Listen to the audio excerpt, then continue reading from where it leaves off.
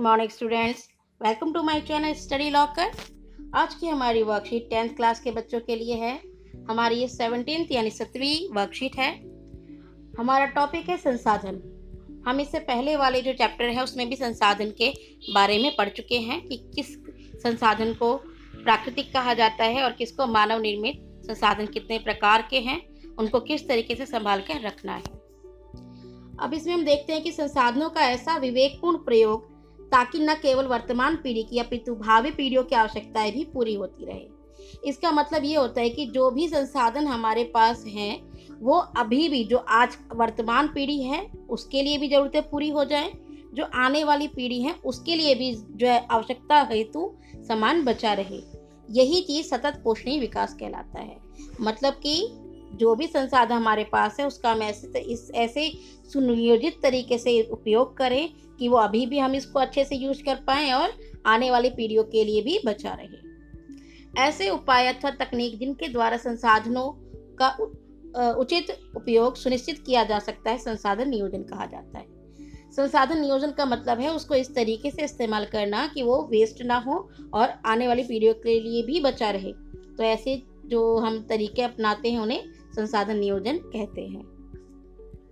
1992 में ब्राजील के शहर रियो डी जेनेरियो में संयुक्त राष्ट्र पर्यावरण और विकास सम्मेलन के तत्वाधान में राष्ट्र अध्यक्षों ने एजेंडा 21 पारित किया। एक्चुअली में ये एक सम्मेलन था, रियो डी जेनेरियो में जगह है जो कि ब्राजील में, वहाँ पर पृथ्वी सम्मेलन हुआ। इसको हम पृथ्वी सम्मेलन भी कहते हैं और रियो सम्मेलन भी कहते हैं। तो यहाँ पर पूरे के पूरे विश्व की बात रखी गई, किसी एक देश की बात नहीं रखी गई। यहाँ पर कोशिश की गई कि जो भी हम पर्यावरण को दूषित कर चुके हैं, जो हमारी जलवायु खराब हो चुकी है, उसको हम कैसे सुधारें। तो एक एजेंडा 21 पारित किया गया। इसका काम क्या था, जिसका उद्देश्य था समान हितों, पारस्परिक आवश्यकताओं एवं सम्मिलित जिम्मेदारियों के अनुसार विश्व सहयोग के द्वारा पर्यावरणीय क्षति, गरीबी और रोगों से निपटना। मतलब कि विश्व में जितने भी देश हैं उन सभी में जहाँ भी पर्यावरण को क्षति पहुँच रही है, जहाँ लोग गरीब हैं, जहाँ लोग बीमार हैं, उन सभी को विश्व के सभी देशों के सहयोग से निपटारा करना।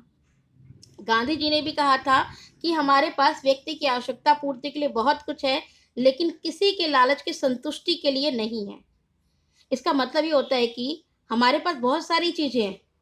अगर आप कुछ भी संसाधन ऐसे लेते हो जिसमें कि आप अपना यूज करना चाहो तो आपके यूज के लिए है, लेकिन आप अगर लालच करके उसे संभाल के रखने लगे तो वो नहीं है। मतलब कि अगर सब में लालच आ जाएगा तो भाई किसी एक में थोड़ा आएगा, सभी में लालच आएगा, सभी लोग संभाल कर रखना शुरू कर देंगे और किसी को भी नहीं मिलेगा।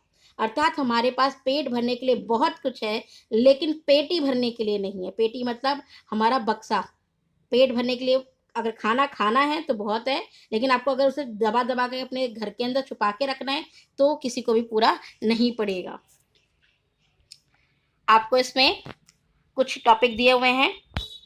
एक है हमारा भू उपयोग, मतलब कि हम भूमि का उपयोग किस किस तरीके से करते हैं। वन के रूप में हम भूमि का प्रयोग कर रहे हैं। जहाँ भी आप देखते हैं वन लगे हुए हैं वो भूमि का सबसे बड़ा जो हिस्सा है उस पर हमें वन मिलते हैं और भूमि का इस्तेमाल वनों के लिए किया जा रहा है। कृषि के लिए अनुपलब्ध भूमि, जो भूमि कृषि के लिए अनुपलब्ध है, मतलब कि ऐसी भूमि जहाँ पे जो लोग रह रहे हैं या जहाँ पे पहाड़ है बहुत सारे, ऐसी भूमि भी जो है बहुत ज़्यादा है जहाँ पर हम कृषि नहीं कर पा रहे हैं। परती भूमि, परती भूमि का मतलब होता है जैसे कि आप मान लो हमारा इतना बड़ा खेत है तो हम 3 हिस्से पर खेती करेंगे और एक हिस्से को इस साल छोड़ देंगे। अगली बार क्या करेंगे, इस वाले पे खेती करेंगे और इस वाले को छोड़ देंगे। तो कुछ हिस्सा परती छोड़ दिया जाता है हर वर्ष, ताकि जो भूमि है वो अपनी उर्वरा शक्ति को दोबारा से ग्रहण कर ले। परती भूमि के अतिरिक्त अन्य कृषि योग्य भूमि, जो परती भूमि है उसके अलावा और भी कृषि योग्य भूमि है जिसपे हम कृषि कर रहे हैं। शुद्ध बोया गया क्षेत्र, ऐसे क्षेत्र जिसमें कि बुआई हुई है। ये बताया जा रहा है कि हम भूमि को किस तरीके से उपयोग कर रहे हैं। भूमि का एक हिस्सा वन वाला होता है, एक जो है जिसपे हम कृषि नहीं कर पाते, एक ऐसी भूमि का हिस्सा होता है जिसपे हम कृषि करने के लिए हमें उसे छोड़ दिया ताकि वो अपनी उर्वरा शक्ति को दोबारा से गेन कर ले। और एक है जिसको हमने कृषि प्रति कृषि के अतिरिक्त कृषि योग्य भूमि है, जिसपे हम कृषि कर रहे हैं, और शुद्ध बोया गया क्षेत्र जिसपे हमने जो है अपनी उपज के लिए जमीन में बीज वगैरह बो दिए हैं। ठीक, ये तो भूमि हम किस तरीके से उपयोग करें वो बताया गया है।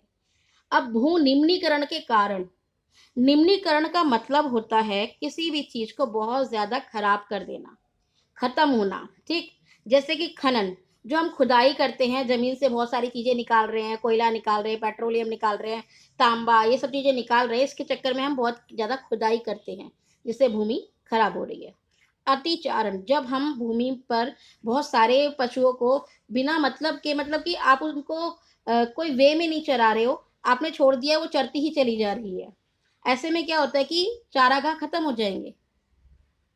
अति सिंचाई, अति सिंचाई का मतलब होता है बहुत ज्यादा सिंचाई के कारण भी भूमि खराब हो जाती है। अब आप जो है उसको बहुत ज्यादा पानी उसमें डालोगे, सिंचाई का मतलब है पानी डालना, ठीक है ना, उसके कारण भूमि जो है खराब हो रही है। औद्योगिक प्रदूषण, औद्योगिक का मतलब है उद्योगों द्वारा प्रदूषण, जो भी आपकी फैक्ट्री वगैरह हैं, उससे निकलने वाला धुआं, उससे निकलने वाले केमिकल्स, ये सारी चीजें हमारे जो आसपास की वस्तुएं उन्हें खराब कर रहे हैं। इसके साथ साथ हम देखते हैं जैसे केमिकल्स है, जिसमें पानी वगैरह निकल रहा है, केमिकल्स निकल रहे हैं, वो सब मिट्टी में जा रहा है। जितने भी प्लास्टिक वगैरह है, हम सब लोग क्या करते हैं, गड्ढों में डाल करके उसे बंद कर देते हैं, मिट्टियों में गाड़ देते हैं। प्लास्टिक एक परत बना लेता है, उसके अंदर पानी जो है जमीन के अंदर जाएगा ही नहीं। तो इस तरीके से औद्योगिक का जितना भी कूड़ा निकल रहा है वो सब भी जो है मिट्टी को नुकसान पहुंचा रहा है। वनोन्मूलन मतलब कि वन का उन्मूलन यानी खत्म होना, वनों को काटा जाना, बड़े पैमाने पर जो है उद्योगों के लिए लकड़ियों को की जरूरत होती है, तो उसे काटा जाता है, और अब जनसंख्या बढ़ती चली जाती है, तो उसको रहने के लिए भी जगह चाहिए होती है। क्वेश्चन आंसर पे चलते हैं। औद्योगिक प्रदूषण भू निम्नीकरण में किस प्रकार उत्तरदायी है, उदाहरण देकर के बताइए। मतलब कि जो औद्योगिक प्रदूषण है हमारा, वो भू निम्नीकरण यानी कि भूमि को कैसे खराब कर देता है। उद्योगों फैक्ट्रियों से उत्सर्जित यानी निकलने वाले विभिन्न प्रकार के अपशिष्ट पदार्थ और रसायन मिट्टी में मिलकर के मिट्टी को बंजर बना देते हैं और उसकी गुणवत्ता को खत्म कर देते हैं, उसमें अब कुछ नहीं उग सकता, जिससे कि भू निम्नीकरण हो जाता है। जैसे कि केमिकल फैक्ट्री से निकलने वाला अपशिष्ट पदार्थ जो है भूमि में मिक्स होकर के भूमि को प्रदूषित कर देता है। दूसरा क्वेश्चन है, संसाधन नियोजन से आप क्या समझते हैं। संसाधनों का योजना बनाकर बुद्धिमत्तापूर्ण तरीके से इस्तेमाल करना, जिससे कि संसाधनों को आने वाली पीढ़ियों के लिए भी बचाया जा सके और वर्तमान जरूरतों को भी पूरा किया जा सके, यानी कि जो संसाधन को बहुत सोच समझ के इस्तेमाल करना। एजेंडा 21 के उद्देश्यों का वर्णन कीजिए। रियो सम्मेलन के एजेंडा 21 का मुख्य उद्देश्य वैश्विक सहयोग से निर्धनता, बेरोजगारी को कम करना और जलवायु और ग्लोबल वार्मिंग से जो भी प्रॉब्लम आ रही है उसको खत्म करना और सतत पोषणीय विकास करना। रियो सम्मेलन जो हुआ था वो बेसिकली हुआ ही इसीलिए था, इन प्रॉब्लम्स को सॉल्व करना, विकास हमें करना है, लेकिन संसाधनों का इस तरीके से इस्तेमाल करना है कि वो खत्म ना हो और उसका हम ज़्यादा से ज़्यादा इस्तेमाल करके अन्य पीढ़ी के लिए भी बचा सके। जैसे कि पानी का अगर हम इस्तेमाल कर रहे हैं तो उसका बार बार इस्तेमाल करें, ये नहीं कि एक ही बार उसका इस्तेमाल करके वेस्ट कर दिया, ठीक है ना। तो वस्तुओं का हम बहुत ही सोच समझ के इस्तेमाल करें। नेक्स्ट क्वेश्चन हमारा आता है, यह पृथ्वी हमें पूर्वजों से विरासत में नहीं मिली है, अब पृथ्वी हमने तो इस पीढ़ी से आने वाली पीढ़ी से उधार लिया हुआ है, तो जो हमें इसे लौटाना है। अब इसे सतत पोषणीय विकास के महत्व का इसके अकॉर्डिंग हमें महत्व बताना है। सतत पोषणीय विकास का मतलब होता है आने वाली पीढ़ियों को संसाधन की कमी ना हो, और इस बात को ध्यान में रख करके हम पर्यावरण को बिना क्षति पहुंचाए संसाधनों का इस्तेमाल करें। जो भी संसाधन हम आज वर्तमान में इस्तेमाल कर रहे हैं, अगर हम बहुत ज़्यादा यूज़ करते रहेंगे तो आने वाली पीढ़ियों के लिए सिर्फ उतना ही बचेगा जितना हम उसे छोड़ेंगे। तो इस तरह संसाधन हमारी विरासत नहीं है, बल्कि हमने भावी पीढ़ियों से उधार ले रखा है, और हमें सिर्फ विकास पर ही ध्यान नहीं देना है, बल्कि संसाधनों के संरक्षण पर भी ध्यान देना है। जो कुछ भी हमें मिला हुआ है ये सिर्फ हमारे लिए नहीं है, आने वाली पीढ़ियों के लिए भी है। आई होप आपको ये वीडियो पसंद आई होगी। अगर वीडियो पसंद आई है तो लाइक कीजिए, मेरे चैनल को सब्सक्राइब कीजिए। Thank you.